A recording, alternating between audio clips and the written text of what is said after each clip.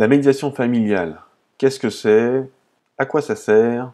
Quelle démarche il faut entreprendre pour y avoir droit? Eh ben, c'est tout ce qu'on va voir dans cette partie.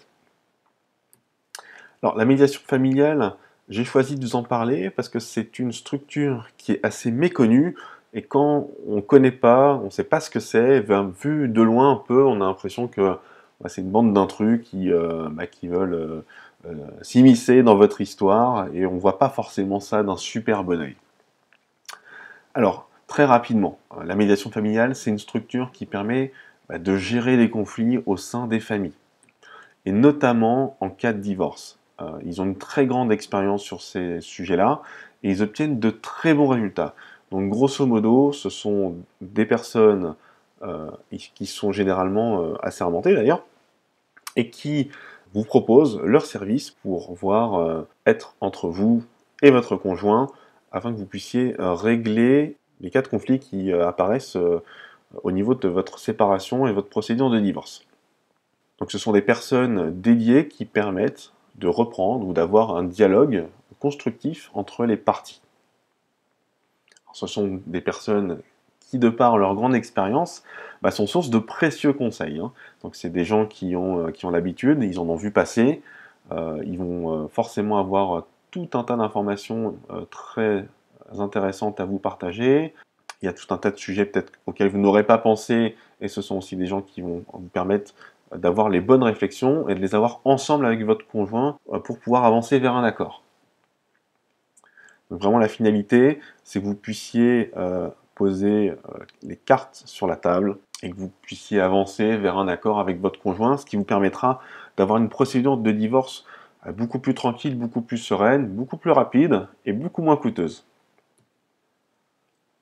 Alors la médiation familiale, c'est une structure que vous allez payer.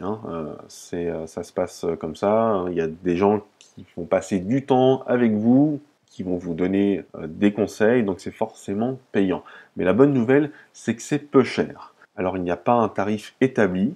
Moi, des informations que j'ai pu glaner à droite à gauche en demandant aux personnes qui l'avaient faite, c'est que généralement, on est aux alentours de 50 € pour un entretien.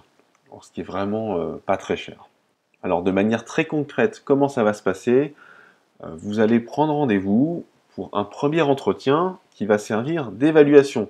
Lors de cet entretien, vous et votre conjoint, vous allez vous rendre dans un local dédié en fait à cette médiation familiale, et la personne qui va vous prendre en charge va vous demander de raconter un peu votre histoire, comment vous en êtes arrivé au divorce. Cette personne-là va vous le demander à chacun d'entre vous. Alors vous allez voir que des fois, ça va peut-être vous faire ressurgir des choses qui sont peut-être pas forcément claires. Moi, j'ai le cas d'une personne avec qui je suis en contact et qui fait appel à la médiation et qui s'est rendu compte que pour sa femme, les raisons de leur séparation, de leur divorce n'étaient pas vraiment claires pour elle. Pour elle, il y avait encore une lueur d'espoir dans leur couple.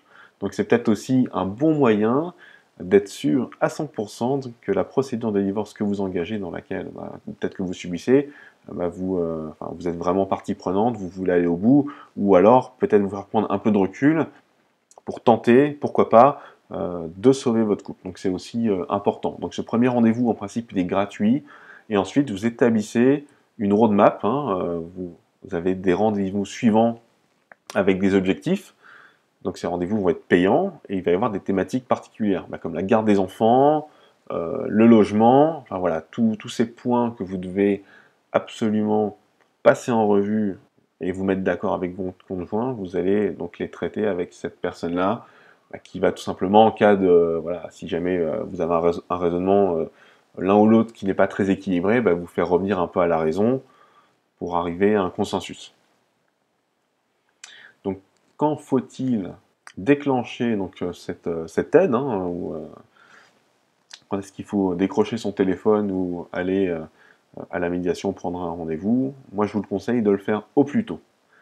Alors, c'est pas souvent facile parce qu'il faut embarquer l'autre dans l'histoire, mais sachant que le premier rendez-vous est gratuit, ça n'engage vraiment à rien, donc on lève aussi les barrières et les obstacles par rapport aux préjugés des uns et des autres. Donc vous pouvez toujours demander à votre conjointe d'aller à ce premier rendez-vous, et si ça ne plaît pas, on arrête. Mais une fois qu'on y est, Je pense que tout le monde voit l'intérêt et c'est quand même très positif, très constructif pour la suite.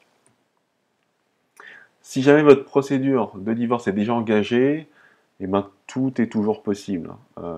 Si vous êtes dans une procédure de divorce, vous vous rendez compte qu'il y a quand même un contentieux, des sujets où vous allez batailler, plutôt que de vous écharper, et en plus si vous avez des enfants, ça va de toute manière retomber dessus à un moment donné ou l'autre, vous n'avez rien à perdre à jouer la carte de la médiation. Donc faites la démarche, le juge sera mis au courant, les avocats aussi, ça va faciliter le dialogue entre les parties, entre les avocats, vous allez montrer au juge que vous êtes des personnes responsables de bonne volonté, vous avez vraiment tout à gagner à effectuer dans cette démarche de médiation familiale. Moi, je vous invite au maximum à prendre des informations sur cette médiation familiale, trouver les coordonnées sur Internet, passer des coups de téléphone, poser des questions qui vous semblent pertinentes, mais clairement, si vous voulez obtenir un accord dans votre procédure de divorce pour la faire durer moins longtemps, pour faire en sorte que ce soit moins cher pour vous et que tout se passe le mieux possible, donnez-vous cette chance, franchissez le cap et faites contact à la médiation familiale. Voilà, c'est mon dernier conseil sur cette formation juridique zen.